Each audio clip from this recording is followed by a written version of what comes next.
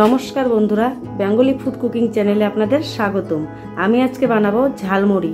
এই ঝালমুড়ি আমি কিভাবে বানাবো সেটাই আমি আপনাদের সাথে শেয়ার করব।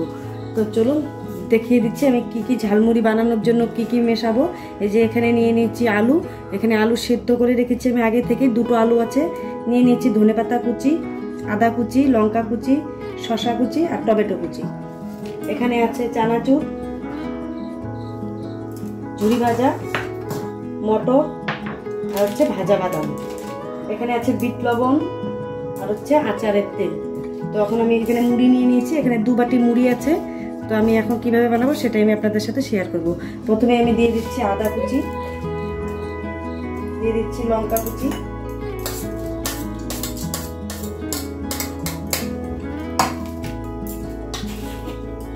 দিয়ে দেবো স্বাদ মতো বিট লবণ। আপনারা চাইলে এমনি নর্মাল লবণও ব্যবহার করতে পারেন, পরিমাণ অনুযায়ী লবণটা দিয়ে নেবেন। দিয়ে দিচ্ছি শুকনো লঙ্কার গুঁড়ো, সামান্য পরিমাণ দেবো, বেশি দেবো না, কারণ ঝাল হবে। আপনারা ঝালটা যে যেরকম খান সেই পরিমাণ অনুযায়ী দিয়ে নেবেন। দিয়ে দিচ্ছি আচারের তেল। এখানে আপনাদের যদি আচার না থাকে তাহলে আপনারা সাদা সরষের তেলও ব্যবহার করতে পারেন। এখানে আমি আচারের তেল দিয়ে দিলাম। আর অবশ্যই বন্ধুরা এভাবে কিন্তু বাড়িতে বানিয়ে খাবেন। ঝালমুড়ি খেতে কিন্তু ভীষণ টেস্ট, খুব ভালো লাগে খেতে। এখন আমি দিয়ে দেবো শসা কুচি, দিয়ে দিচ্ছি ধনেপাতা কুচি, টমেটো কুচি,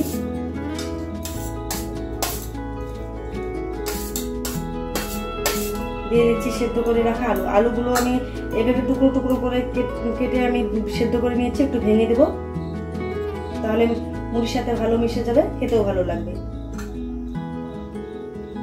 দেখুন আমি এইভাবে একটু ভেঙে দিচ্ছি আলুগুলো।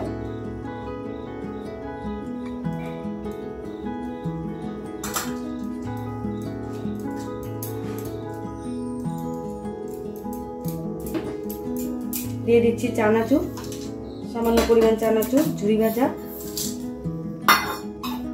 দিয়ে দিচ্ছি মটর, দিয়ে দিচ্ছি বাদাম, প্যাকেটের বাদাম। এখন আমি সবগুলোকে ভালো করে মিশিয়ে নেব। অবশ্যই কিন্তু বন্ধুরা বাড়িতে বানিয়ে খাবেন, দেখবেন খুব ভালো লাগবে। ভীষণ সুন্দর একটা গন্ধ বেরিয়েছে, খেতেও খুব টেস্ট। এখন ভালো করে আমি সবগুলোকে একসাথে মুড়ির সাথে মিশিয়ে নেব।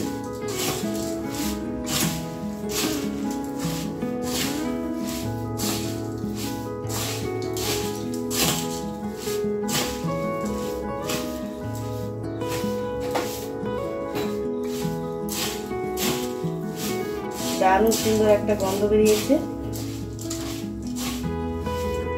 তো বন্ধুরা যদি ভালো লেগে থাকে অবশ্যই একটা লাইক, কমেন্ট, শেয়ার করবেন আর সাবস্ক্রাইব করবেন। এরকম ভালো ভালো রেসিপি সবার আগে আপনাদের কাছে পৌঁছে যাবে।